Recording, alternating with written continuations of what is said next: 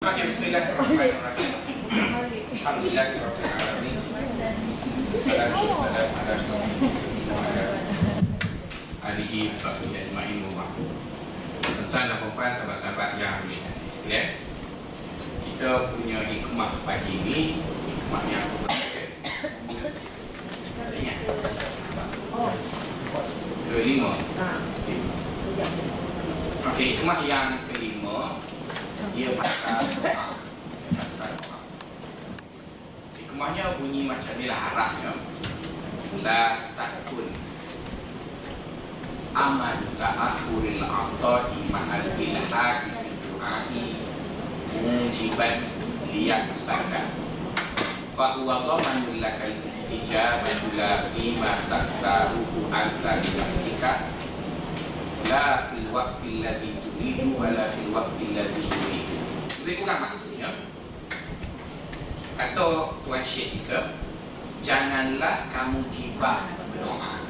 Itu ya, maksudnya jangan berhenti berdoa, jangan kecewa berdoa kepada Allah. Sedangkan kamu beria-ria sangat berdoa, tapi yang dia punya pengkabulan tu tak sampai-sampai. Kan kita doa nak minta kaya, tak kaya-kaya, nak pencing ke? Kan, tak kaya-kaya lagi. Jadi orang tasawuf kata jangan give up, doa lagi, doa lagi, teruskan. Kenapa? Dia bagi alasan. Sebab kata dia, bila kita berdoa, Allah berjanji dia akan kabulkan. Satu. Jadi bila dia kata Allah berjanji akan kabulkan doa kita, maka dia pun betulkan pemahaman kita tentang kabul. Apa makna kabul? Kata dia, bila Allah janji kabulkan doa kita, kita kena faham dua perkara.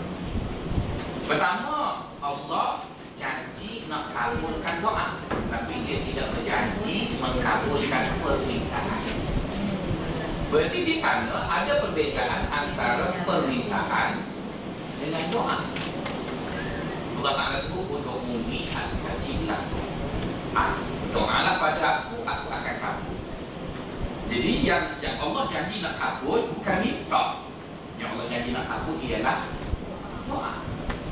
Jadi mungkin kita tak faham, kita kata minta doa. Kita kata sambungkan, minta satu lain, doa satu hal lain. Macam kita buka iklan untuk naik pangkat, isi je lah borang. Betul kan? Isi borang tu, isi je lah. Tapi dapat satu hal lain. Betul lagi kalau isi borang kat musim layak, pering, pakai printer dapat. Betul kan? Tak ada bayar pun. Betul kan? Submit je. Dia tak nak bagi tu hadiah. Apa nak marah banyak? Tak dapat yang ni, submit pula. Akhir sekali kami tak kat jabatan pun. Jadi maksudnya kena beza antara minta dengan doa. Itu soalan pertama pagi ni akan kita bincang. Yang kedua, di sana sahabat-sahabat, bila Allah kata dia akan kabulkan doa kita, Allah ada 3 cara kabul doa. Maka sebab itu kadang kita tidak memahami bahawa bentuk pengkabulan itu ada dalam 3 cara, maka akhirnya kita berbelit Allah. Kenapa Allah tak kabul doa saya? Kenapa Allah? Sedangkan Allah sudah kabul. Allah sudah kabul. Misalnya, tuan-tuan kan ada anak. Saya pun ada anak. Kalau anak tuan-tuan bagi duit banyak di sekolah, dia ada belanja. Kita nak buat macam mana? Tak, kurangkan lapar, bagi lebih, tak beli makanan. Kita buat macam mana? Dia bekal, kita nak bawa malu. Saya buatnya ada sana. Saya bagi duit dekat kantin. Bagi duit kat pakcik kantin tu, saya cakap kat dia, nampak anak saya ni belanja makan, padahal aku bayar bulan-bulan. Kata kan? Sebab kita tak suruh anak kita jangan beli perkara mengarut betul, tapi kita mahu dia kenyang. Jadi dia pergi sekolah rendah, dia selalu puji, "Bapa, dekat sekolah tu ada seorang pakcik baik. Setiap kali nampak nakcik bagi makan, bagi susu lagi, nasi lemak lagi." Kita dalam hati, bukan dia baik, aku bayar. Betul tak?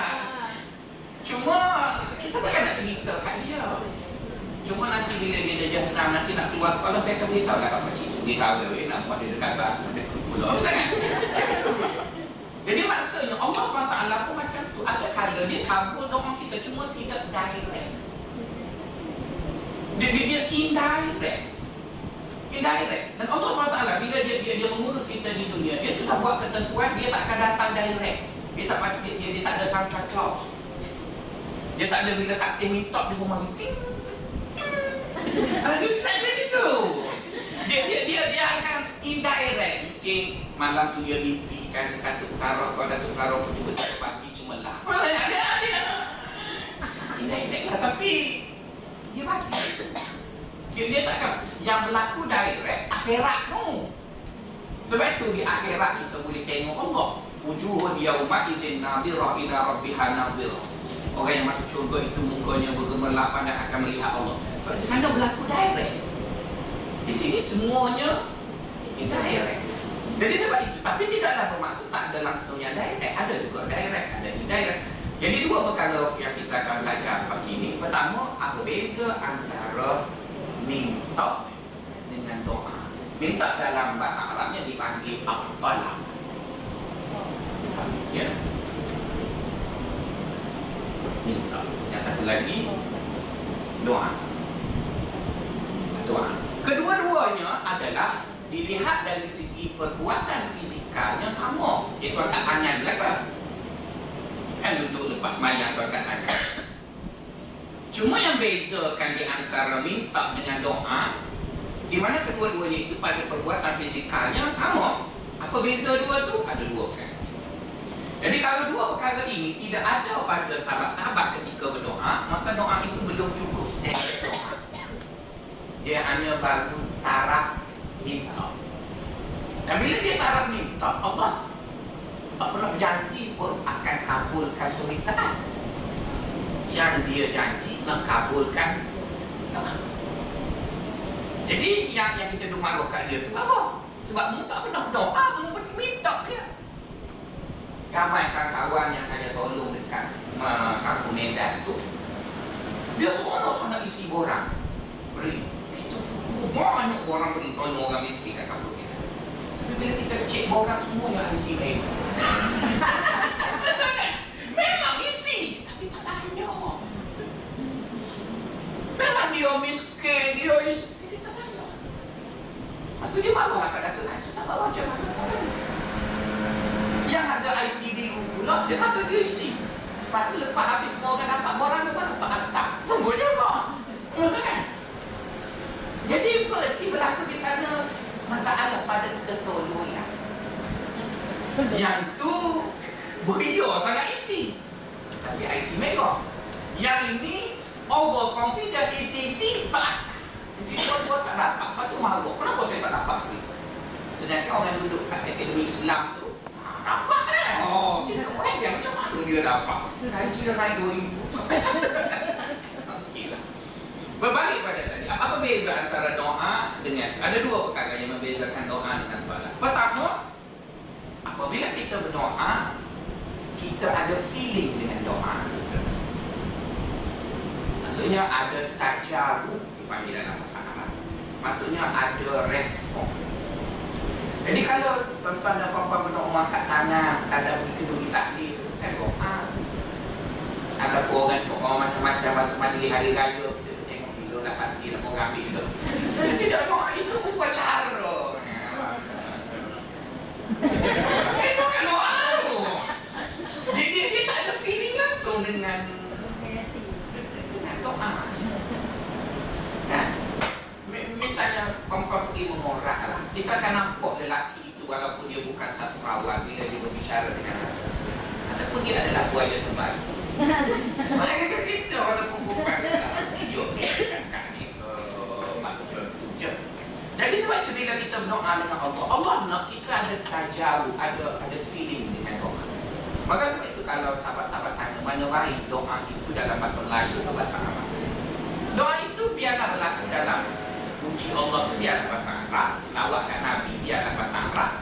Tapi bila minta tu biarlah bahasa kita. Sebab kita akan faham.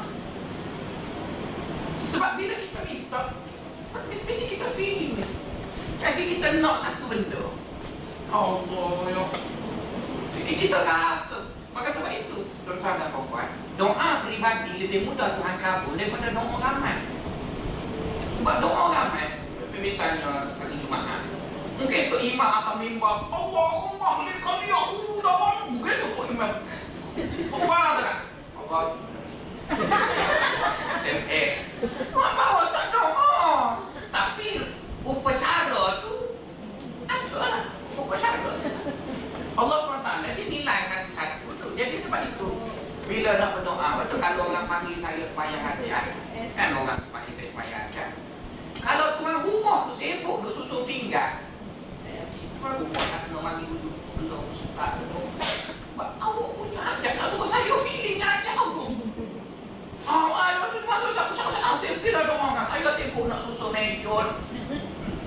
Jadi kan hajat ini hajat awak. Awak panggil kami ustaz-ustaz kawan ni untuk tolong angkat. Tapi awak sendiri kan kena lah diminta. Kira ustaz tolong buatlah on behalf. Mana ada on behalf? Awak lah buat.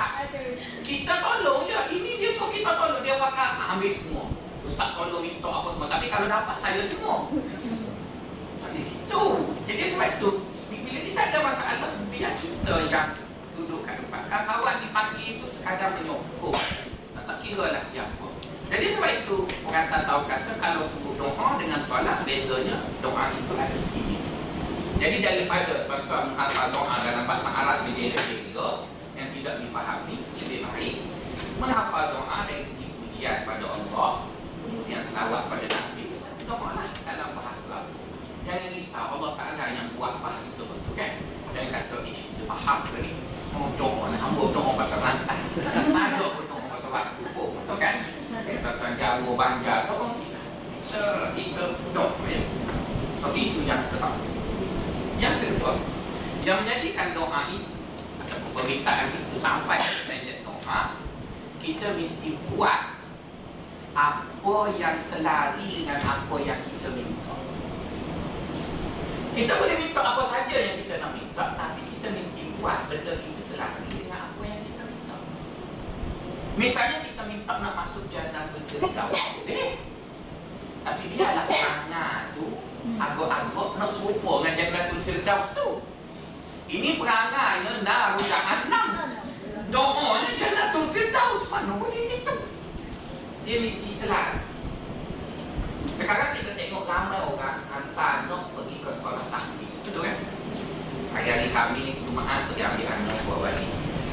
Ada satu sekolah tahfiz itu saya pergi jumpa kawan saya. Saya tengok banyaklah kereta-kereta mewah pergi ambil anak apa panggil sekolah tahfiz. Bila mak dia turun daripada kereta tu, rambutnya macam sudah bulu menghampir. Tahu tak sudah bolu mak lampir? Tak tahu tidak bolu. Kita hantu Pontianak. Kan zaman dulu ada si botak dari buah hantu. Dia lah yang hantu gitu. Jadi saya pun agak. Orang Kelantan panggil pelik. Kan pelik benar. Pakai kok umur beruang anak ngaji sekolah tahfiz. Saya pun pergilah dekat dia. Saya kuat. Salam. Ustaz ke dia? Ya Ustaz. Anak mengaji sini ke? Dia kata, boleh tanya soalan sensitif. Boleh Ustaz. Tak ada apa. Saya tak dapat nak buat connection antara anak kalau tahfiz nak buat. Sebab tak boleh faham kan? Dia kata ada masalah apa Ustaz? Tak ada masalah, tapi saya tak boleh faham. Saya boleh jelaskan connection antara dua. Oh, saya faham Ustaz. Begini Ustaz. Saya dengar ada seorang Ustaz bagi tahu dekat saya, kalau anak kita tu hafal Quran, dia boleh syafaat kita berapa kali neraka. Jadi sebab itu saya hantar anak saya sekolah tahfiz ni. Jadi bila saya hantar anak sekolah saya tahfiz, jadi anak saya dah hafal Quran, dia boleh dah syafaat saya. Jadi saya tak perlulah taubat. Maksudnya dia kekanan gitu sebab anak ada dua tiket. Syafaatkan dia. Mana tahu takut anak tua dua tiket dia nak bagi kaum tua dia, nanya lah kan. Jadi dia tak boleh gitu. Doa bukan ya Allah dudukkan aku PhD GOT, graduate on time. Tapi semester kena 41 tak sampai lagi. Mana boleh dia mesti berdoa tu, buat tu selari. Kalau tak betul-betul pun macam perempuan kan baik-baik nampak. Kalau doa Jannatul Firdaus okey dah tu, betul kan? Ini perangai ke sebelah sana, doa ke sebelah sini. Tak boleh, dia kena duduk dekat-dekat. Saya berdoa 11 tahun nak minta anak. Tapi buatnya pakai obat, jumpa tu boleh. Betul kan? 2 kali pergi LPPKM. Tu yang boleh ke? Bukan KPKM ya. LPPKM tu ada penyakit subur apa semua tu. Jadi nak sebutnya, usaha tu dibuat semacam selari, lepas tu doa. Jadi bila sahabat-sahabat buat dua tu, barulah permintaan itu dia naik standard dia, di-upgrade jadi doa. Dan bila dia sudah jadi doa, maka barulah memenuhi syarat untuk dikabulkan. Sebab Allah sebut ud'uni. Betul tak? Dia tak kata utlub minni. Dia tak kata mintalah dengan aku. Dia kata berdoalah kepada aku. Jadi permintaan itu mesti di-upgrade sehingga sampai ke tahap doa. Jadi bila dia dah sampai ke tahap doa, barulah terkena dengan janji Allah, dia akan kabul. Selesai yang pertama. Okey, bagi yang kedua, bagaimana dia kabul doa. Okey. Bila Allah SWT dia nak kabul doa kita,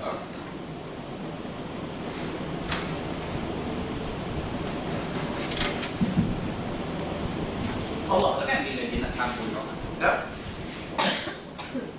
pertama sekali kita yang belajar tasawuf ni, kita kena sedar bahawa kita dengan dia tu ada gap. Ya? Kita hamba, dia Tuhan. Dan gap ini tak akan lentur. Maksudnya dia tak boleh lentur. Selama-lamanya kita hamba, dia Tuhan.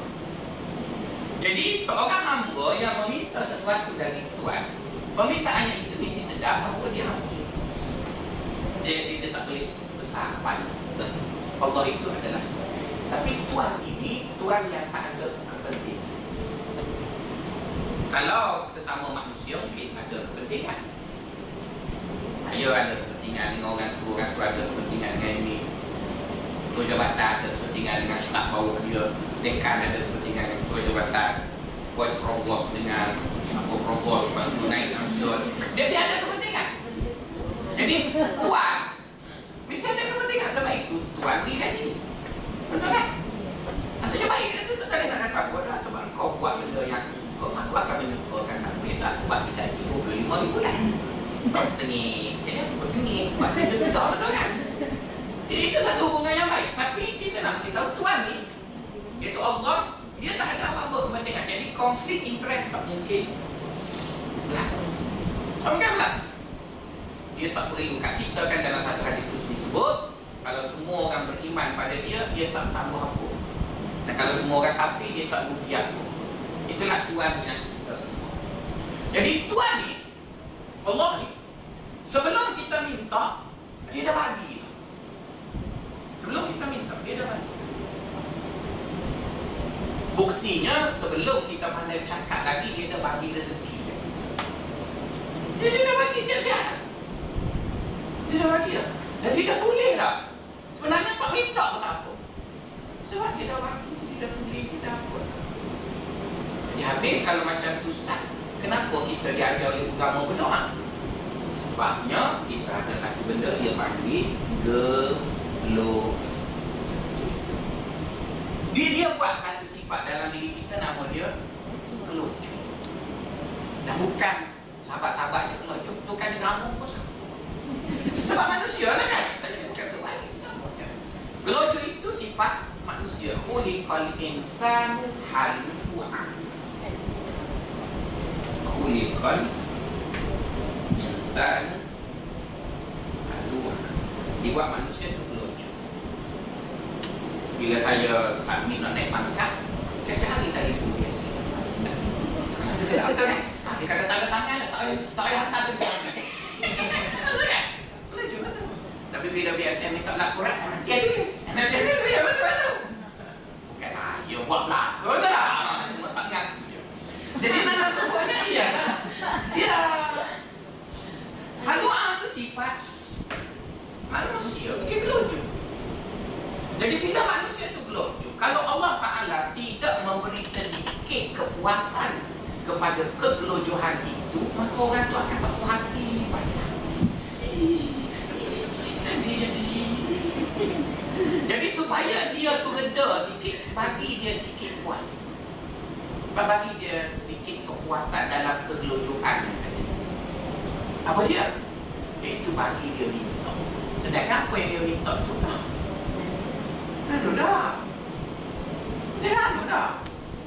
Cuma misalnya lah ya, isteri kita minta barang kemas.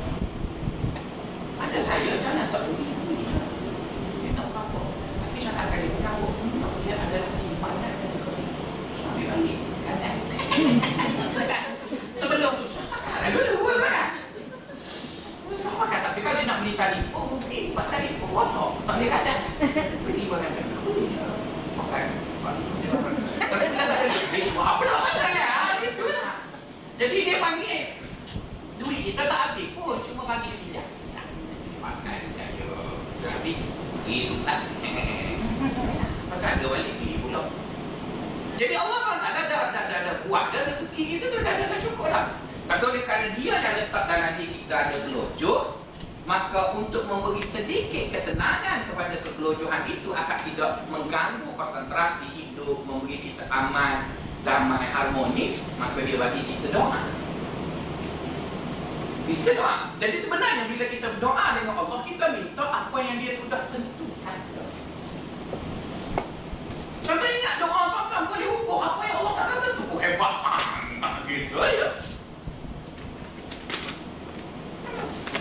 Kita pergi mesyuarat dengan naik syaksi. Dia ada keputusan kau. Boleh dengar kita balik dah bincang-bincang dulu. Kan? Nantilah dia dia ada main plan dah. Tapi kalau dia ditaktol sangat kan, demonstrasi lah kan. Tapi jadi begitu juga kita dengan isteri kita dengan anak kita kan. Jangan bila anak kita minta satu benda, kata dengan kuasa 354 yang ada pada Allah diputuskan tidak boleh diperbincangkan hal ini. Oh, dia bercari kapas sing kan? Awak nak pergi lawatan dekat Langkawi itu, boleh cari tiket yang paling murah. Oh, betul kan? Oh, dia mari bawa ada tiket paling murah, tapi semua orang ambil. Lepas kita tengok dah lah kan? Dia bapa bagi dengan syarat ada tiket paling murah. Oh, dia kata, saya ambil mahal sikit. Bapa bagi yang murah, saya tambah dengan duit saya sendiri. Okey, boleh ambil. Ambil dalam pekat. Kita dah simpan duit dia dalam tu. Boleh tajuk. Saya tak boleh begitu. Betul kan? Bapa nak bagi, cuma kau tak sempat. Jadi dia tak ada marah sangat. Jadi Allah SWT, dia buat. Kan semua kita tahu, rezeki kita itu sudah ditentukan. Bapa tak nak belajar. Hadis Nabi sebut bila cukup anak Adam umur 120 hari, Allah pilih rezekinya, ajalnya. Saya dah. Dia dah tulis semua dah. Jadi bila kita hidup di dunia ni, kalau kita tak minta pun, buktinya si kafir tu tak pernah doa dengan Allah. Boleh tak? Boleh tak? Malah dia lebih banyak pada kita pula boleh tak? Berarti tak perlu minta doa. Tapi kerana ada benda lain yang kita nak pada doa, iaitu dia panggil kepuasan. Kepuasan. Puan-puan, kalau kita sayang dekat orang, kadang-kadang kita sanggup habiskan masa untuk duduk dengan dia untuk bercakap benda yang tak ada makna. Betul kan? Ya, rambut kau cantik. Tak ada makna ulat tu. 20 tahun dulu sebut dah. Tapi dia merasa puas. Itu kan satu nikmat yang bukan. Maka sebab itu bila kita berdoa, ya Allah, kita rasa puas mengadu dengan dia. Kita rasa puas. Jadi bila dia tengok kita mengadu dan sebagainya, maka kita rasa, orang tu akan rasa, oh dia. Jadi itu sebenarnya yang nak pada doa tu. Jadi sebab itu, bila kita berdoa, dia tidak akan pandang kalau doa tu tak ada feeling. Masa doa tu kena feeling. Cuma Allah itu maha mengetahui, dia jadikan apa yang kita minta tu dah ada ketentuan dekat dia. Kita tak tahu lagi dia tentu kita apa. Dan kadang kita kata, oh dah dia tentu tak minta buat apa. Masalah sekali kita tak tahu dia tentu apa. Jadi oleh kerana kita tak tahu dia tentukan apa, maka kita buat dan kita minta lah. Setidaknya emosi sudah stabil. Cuba bayangkan, minta pun tak boleh. Cuba bayangkan, minta pun tak boleh. Mana lah sepaling kurang. Dapat tak dapat itu hal lain, tapi minta. Jadi minta itu menjadikan orang tadi rasa puas. Rasa puas. Jadi sebab itu, tuan-tuan dan puan-puan, bila Allah SWT cakap atau orang tasawuf kata, kita jangan lupa bahawa kita hamba dia Tuhan. Maka kita pun berdoa. Jadi bila setiap kali kita berdoa, maka doa yang memenuhi tadi kan ada feeling dan perbuatan yang setimpal atau selalu dengan penuh, dia akan kira 1 naik doa, 2 doa, 3 doa, 4 doa, 5. Jadi setiap kali doa itu dipanjatkan ke atas, kan? Mana yang kena dengan ketentuan Allah untuk kita, dia akan turun direct terus. Mana yang berkebetulan kita minta tu serupa dengan yang dia nak dah, kena bagi itu yang kita dapat tu. Tapi yang ni, tuan-tuan yang kata, oh yang ni orang tak betul, yang ni rugi ke satu? Tak rugi. Sebab Allah juga janji dalam Quran, innallaha la yudhi'u ajra man ahsana amala. Allah tidak sekali-kali mempersiakan orang buat lain. Jadi yang kita panjatkan ini, mungkinlah kita kata doa 1 kena, doa 2 tak kena, doa 3 tak kena, doa 4 kena, doa 5 kena, yang ni tak kena, yang tak kena. Jadi jangan kita kata yang kena ni je yang berbaloi. Tak, yang apa saja yang dipanjatkan itu akan berbaloi. Cuma penilaian keberbaloyan itunya yang berbeza. Macam mana mengukur keberbaloyan? Macam mana dia berbaloi? Tapi sekarang, kerana kita gelojoh, kita menilai keberbaloyan itu ialah kerana kita dapat segera. Sebab gelojoh. Kan? Bila kita minta tu dapat. Kita rasa puas hati. Tak mesti puas hati. Tak mesti puas hati. Saya ada seorang kawan. Mak dia, ayah dia meninggal dunia kena langgar lori, dapatlah masalah nama insurans.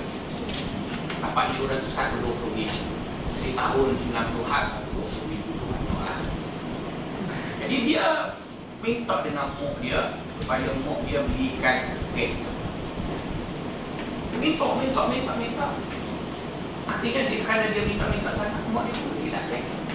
Dia lupa bahawa kereta itu mesti ada maintenance. Dia ingat kereta. Jadi mak dia ada 3 anak. Duit 120,000 tu dia bagi 4. Boleh tak 30,000 seorang? Jadi mak dia belilah kereta dekat kawan saya yang tolong. Habislah 30,000 beli kereta kan? Apalah kereta. Yang 2 orang ambil adik-adik 2 orang ni tak nak beli kereta, beli tanah. Jadi yang 2 orang beli tanah ni, kita perlu isi minyak, tanah timah. Yang kereta ni tak beli kereta. Lepas tu, tak boleh nak isi minyak. Selepas 15 tahun, yang beli tanah ni 30,000 jadi 90,000. Yang kereta jual tak laku. Betul kan?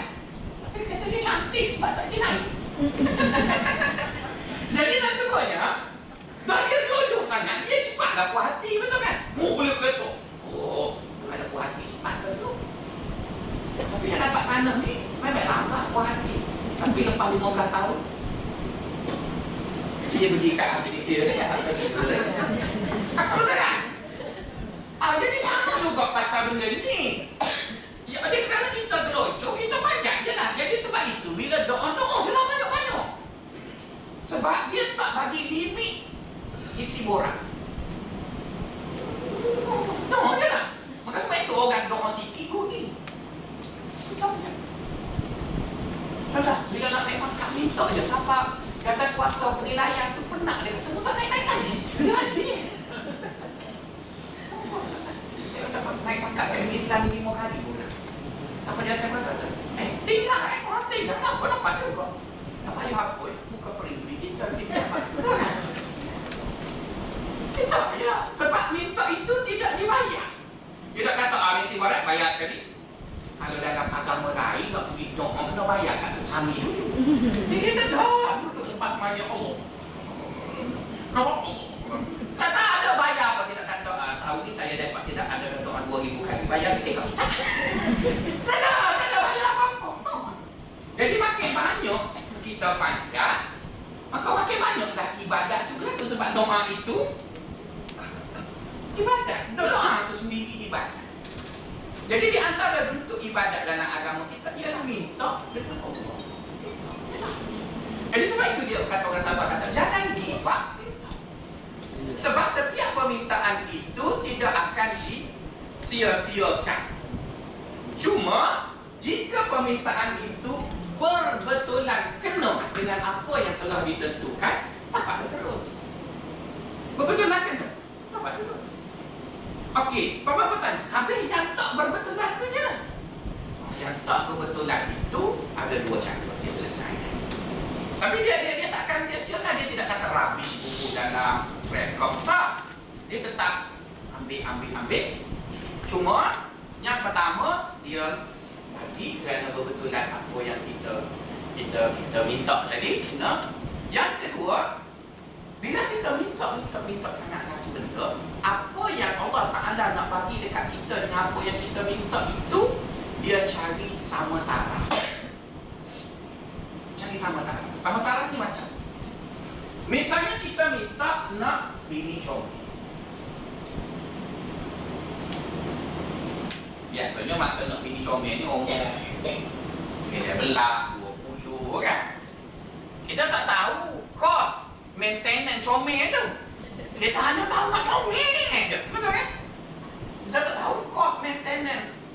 Pergi spa berapa, rebonding berapa, gincu Maybelline Ice berapa, eyeshadow, minyak uji orang letak bawah telinga berapa, lepas tu perangsang janggut berapa. Kita tak tahu. Yang kita tahunya comel. Jadi sebab itu kita semaya ajak comel ya. Sebab kita kelucu, kan? Jadi Allah pun tengok dia ni kerap nak minta nak comel. Tapi dia sayang kat kita dan dia tahu kita kelucu. Apa kita buat? Kalau kita jadi anak, ya, anak kita bodoh kan? Kelucu dia fikir dia kan?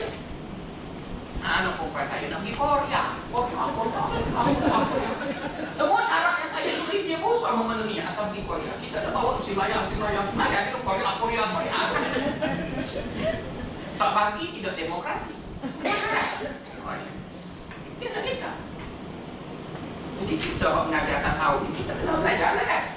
Jadi apa yang kita buat, Allah SWT dia dengar kita minta. Dia tak marah sebab dia bagi offer minta lah kan. Tak boleh kita minta. Wah, kabut minta banyak dah. Kita dia marah sebab dia suruh minta. Kita minta lah. Jadi dia dapati kesan baik daripada bini comel ni sebenarnya ialah buah hati. Kan? Sedangkan comel ataupun cantik itu subjektif. Betul tak? Sebab itu sampai sekarang hakim pertandingan Miss World tidak sepakat dalam menentukan standard cantik. Kan pernah benar wanita Afrika menang Miss World. Dia tak payah menang kan? Apa dia menang? Ada seorang Miss daripada Mississippi masuk pertandingan. Comel dah hidung, cuci telinga. Cuma tanya dia, apakah nama capital of Hungary? Dia kata mana ada lapar. Dia tak perlu dengar ada negara Hungary. Dia ingat lapar. Dekat Mississippi tu dekat dengan orang Melayu kuda tu lagi banyak. Dia kenyat kali dia tak tahu apa mana lapar. Kita duduk sini dah tahu negara Hungary tu apa banyak Dracula. Dia tahu. Jadi akhirnya tak kenal dia. Walaupun hidungnya seludah, pipinya tahu di layar ada telaga ye. Sebab comel tadi tak ada orang boleh bagi sepakat. Telaga ye tu lesuk pipi lah kan. Jadi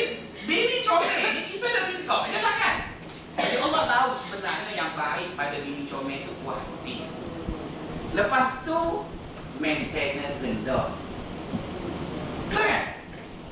Yang ketiga, lahir anak-anak yang baik dan sihat.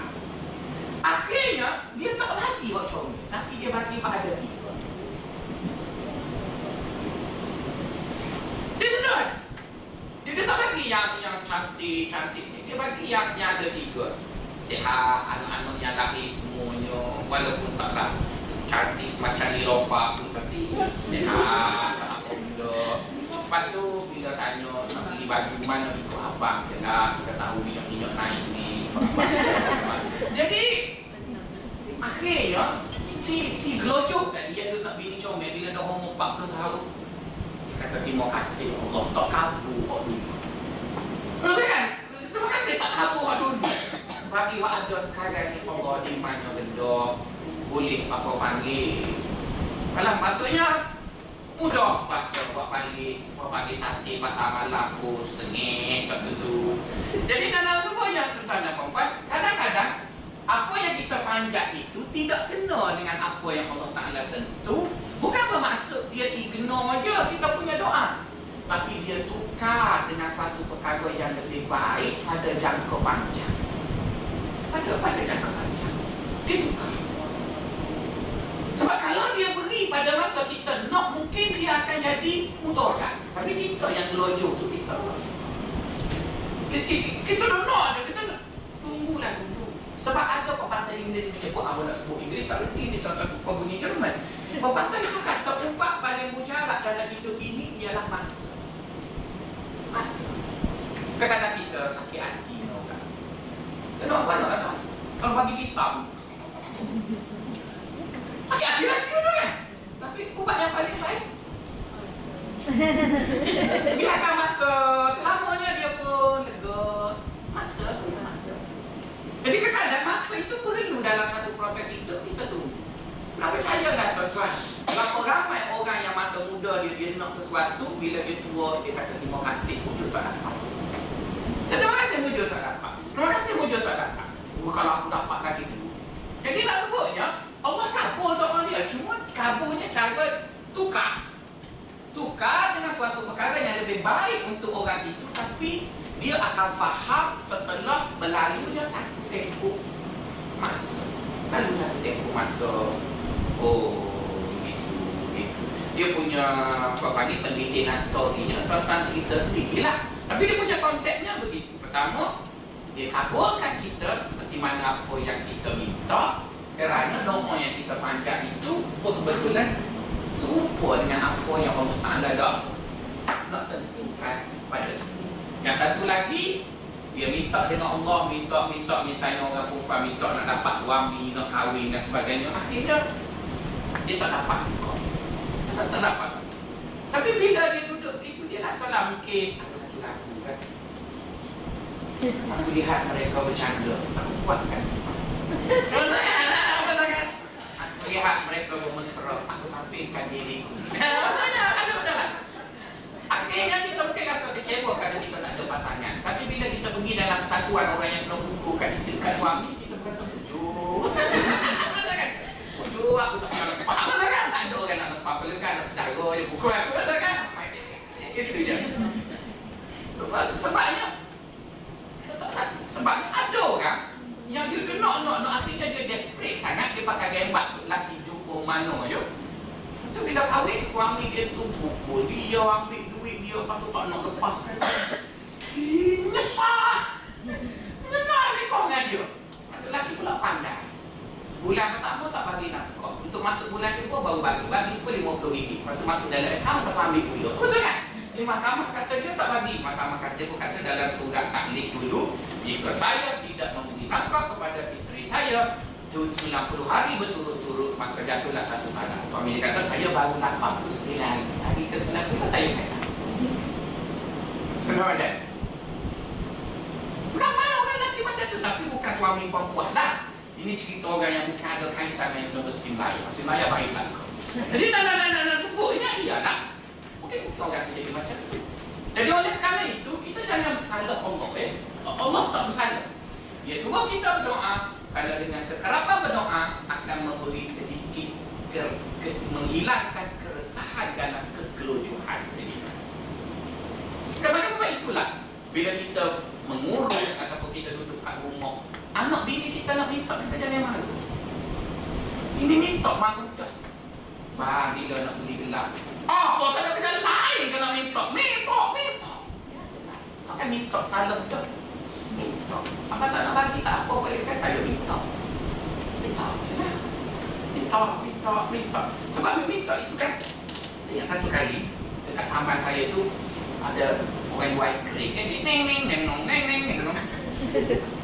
Jadi bila dia jual aiskrim, dia jual aiskrim pun pandai juga.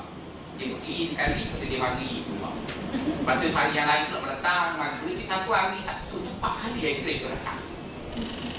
Jadi kali pertama dia datang, anak lelaki saya, "Bapa, duit nak beli aiskrim."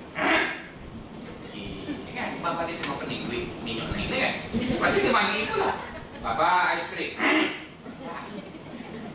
2 kali tak dapat, tapi apa yang ada pada dia yang saya pelajari tak give up. Mari yang ketiga, "Bapa, duit." Jadi hari Sabtu 4 kali tak dapat. Mak dia dengar. Masuk hari Ahad, si aiskrim tu mari lagi, "Bapa, duit." Tak dapat. Mak dia kata, "Kamu pergi tahu sampah lah, nanti ibu bagi ayam mu kedekut." Jadi kau tinggal dia. Jadi belajar daripada si budak kecil yang bodoh tu ialah jangan give up minta. Betul kan? Tak nak naik pangkat minta. Dia tak bagi minta pula. Tak bagi minta pula. Takkan minta kena marah. Tak bagi tu kerja dia. Minta kan? Kerja kita. Ini duk bawa ke naik dan sudah tak bagi naik pangkat. Minta tak lagi. Minta dulu.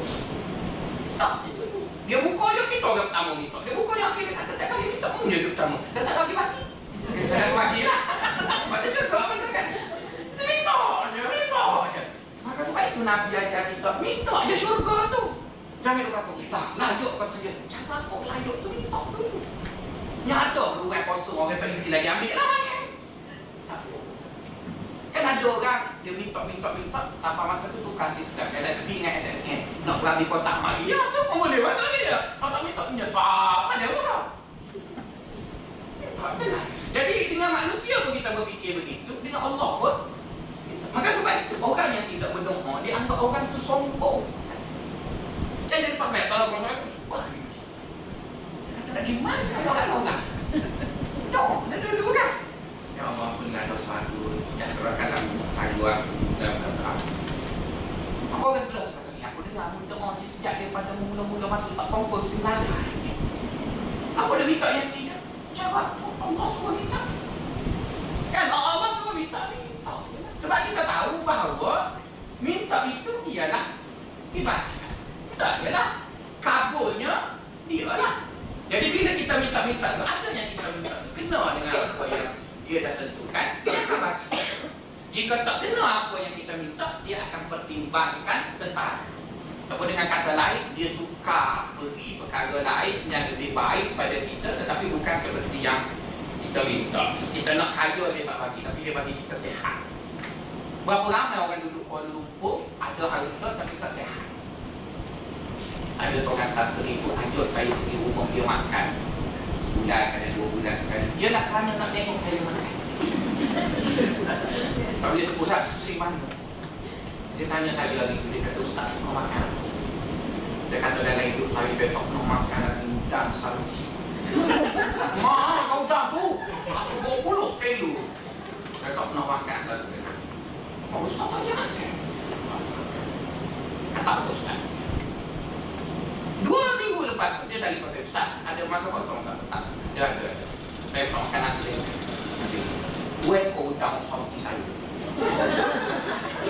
Ya, dekat sini. Ada udang berapa? Satu udang 5 aku kena gajuk. Oh, wah, dia macam cerita kata. Mana tu kan? Lebih tu kan? Masa saya duduk kat situ, jadi, susah-susah kita, susah-susah tu saja sebut kan pada aku kan? Mana pernah makan? Makan besar. Tak sering. Saya makan ubat. Saya nak tengok, tak makan. Habis ekor, saya dah tak malu. Habis tak sedih tak makan. Memang tak makan.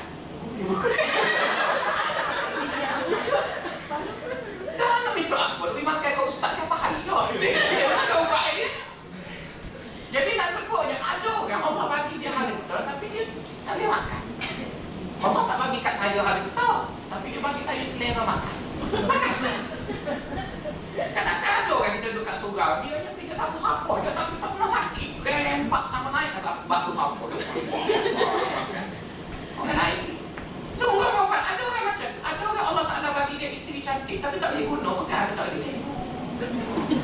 Kan tolong buka pintu, tak boleh. Orang lain pula sentuh sebab dia aktif kan. Aktif orang lain boleh pegang dalam berlaku, betul kan? Yang suami nak. Apa? Jadi tak suruh mana macam tu. Tak. Saya kadang-kadang kan nak dengar ada satu wawancara. Ada Khalid Usman kalau dia wawancara Datuk Siti Nurhaliza. Khalid tu kan dia nyakat sikit tu kan. Dia menyakat Datuk Siti. Dia kata, Datuk, untungnya Datuk boleh dengar Datuk Siti menyanyi di dapur orkestra gitu kan. Itu Siti belum. Dia kata tak ada lah, dekat rumah saya tak menyanyi sebab saya dah penat menyanyi kat luar. Habis Datuk dengar apa? Dengar CD. Dengan CD main kita tak jadi kahwin dengan dia. Dengan CD juga, betul kan? Serupa kan? Dia berhenti, dia dapat lah Datuk Siti tu. Kita lebih banyak bunuh Datuk Siti daripada dia. Sebab kita dengar live, dengar apa? Dia dengan CD kat rumah. Jadi sebab itu kadang-kadang Allah tak bagi yang kita nak tu, dia bagi benda lain yang lebih baik. Orang lain nak Mercedes, nak sangat dia belilah mesti kompresor yang second hand. Semua balik rosak. Kita dapat sangat SP tapi balik tak rosak. Mana baik? Jadi nak beritahu tuan-tuan, ada kadang-kadang kita tu berasa kita tak nampak apa. Tapi dalam waktu yang sama Allah dah beri benda lain yang setimpal dengan minta tu. Jadi kita tak perasan. Itu cara yang kedua. Cara yang ketiga, apa yang kita minta tadi yang tidak dibalas segera ataupun tidak dibalas seperti yang kita minta, iaitu dia simpan dekat akhirat. Dia balas juga dia simpan dekat akhirat. Sahabat-sahabat yang dikasih sekalian, antara perkara yang perlu kita ingat bila kita hidup dengan Allah, kita cuba belajar mengawal kegelojohan kita. Sebab apa sahabat-sahabat? Sebab apa saja kata-kata yang kita buat, Allah simpan dekat akhirat itu lebih baik daripada dia bagi dekat dunia. Sebabnya dekat akhirat, pahala kita tu di-upgrade. Kalau dia bayar kat dunia, dia jadi downgrade. Saya bagi satu contoh ya. Kelojohnya umat Nabi Musa. Kita semua tahu kan, Musa ni bawa Bani Israel menyeberangi Laut Merah pergi ke Sinai. Kan? Bila lepas perang ni, ini Mesir, ini Sinai, di sini ataupun sebaliknya. Bila sampai sini, Bani Israel minta dengan Musa nak makan makanan syurga. Kan? Dia minta manna wassalwa. Makanan syurga tu kan semua kita tahu, dia tak akan jemu. Dia tak akan basi sebab di syurga tak ada alam flora. Maksudnya tak ada orang akan buang sampah. Dia tak basi, dia tak jemu, dia tak, maksudnya makanan tu di-upgrade gitu sekali. Tapi dia kerana kaum Nabi Musa gelojoh, dia cakap dekat Musa, kami nak juga makanan syurga. Musa kata jangan, no. Okay. Minta maka Allah turunkan manna wassalwa. Apa berlaku kepada manna wassalwa? Manna wassalwa yang sifatnya syurgawi. Jadi bila dia turun ke dunia, dia kena di-downgrade supaya sifatnya duniawi. Jadi tak boleh turun yang syurgawi ke syurgawi, yang sifat syurgawi turun ke dunia dalam sifat syurgawi tak boleh. Cuba Bapak dengar, kan ada satu hadis Nabi sebut, kalaulah bidadari itu dia ulurkan jarinya ke dunia, maka gelap dunia. Gelap tu sebab ukuran duniawi. Tapi kalau ukuran syurgawi kita masuk bergelap juga, apa? Betul kan? Tapi bila kita masuk ke sana, kita dah ada standard syurgawi. Jadi bila mana wassalwa duduk pada standard syurgawi, dia memang cukup sedap. Tapi bila nak turun ke bumi, dia di-downgrade. Namanya mana wassalwa juga.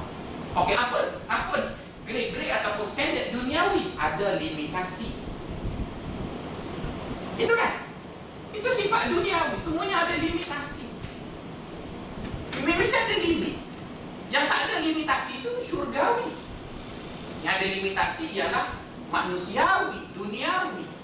Makan banyak-banyak pun sampai kenyang, tak nak. Dia tak mungkin makan. Tidak. Makan mati. Dia mesti sampai ke situ. Jadi bila manna wassalwa itu turun, yang sifatnya syurgawi, dia kerana kegelojohan umat Nabi Musa tadi turun ke dunia, diaku dengan limitasi. Apa berlaku kepada manna wassalwa? Selepas makan siapa simpan dia basi. Sudah. Basi. Yang kedua, bila dah makan lepas 40 hari nak lipat lain lagi. Kerana sifat dunia itu kan jemu. Ya, dia jemu. Dulu saya ingatkan jemu tu tak ada kat sini masa baru-baru dapat gaji kan. Cuma makan KFC je. Akhirnya sekarang kalau tengok KFC. Habis-habis lagi. Makan durian pula. Orang tengok ada durian. Maksudnya dia tu cuma muncul lah dengan isteri tu tak jumpa lagi. Maksudnya dia yang lain tu betul-betul. Dia hatta kantin pun, walaupun orang masuk kat kantin tu bukan main sedap dan dia baik, tapi bila selepas 13 tahun apa komen pasal kantin bagus, lepas tu apa nak tukar sebab dia bagus, tapi kita nak lain, kita nak yang lain. Sebab dia jemu itu adalah sifat dunia.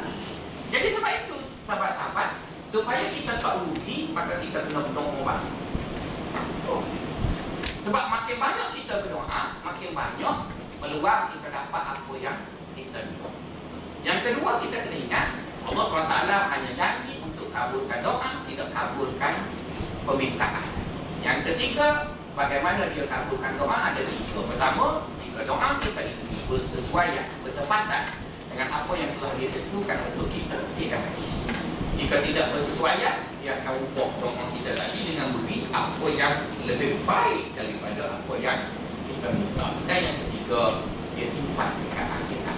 Jadi berarti tidak ada istilah ataupun tidak ada makna doa itu sia-sia. Semua-semuanya akan diterima Allah. Dan itulah yang dinamakan pengkabulan ataupun al-istijabah. Istijabah tadi pengkabulan. Kan ada syarat nama dia istajib. Hebat. Nama dia istajib. Jadi maksudnya pengkabulan itu bermaksudnya dia terima belaka. Cuma bagaimana dia berterima itu ada 3. Itu lebih kurang pelajaran kita hari ini. Saya kurang minta maaf banyak-banyak. Assalamualaikum warahmatullahi wabarakatuh.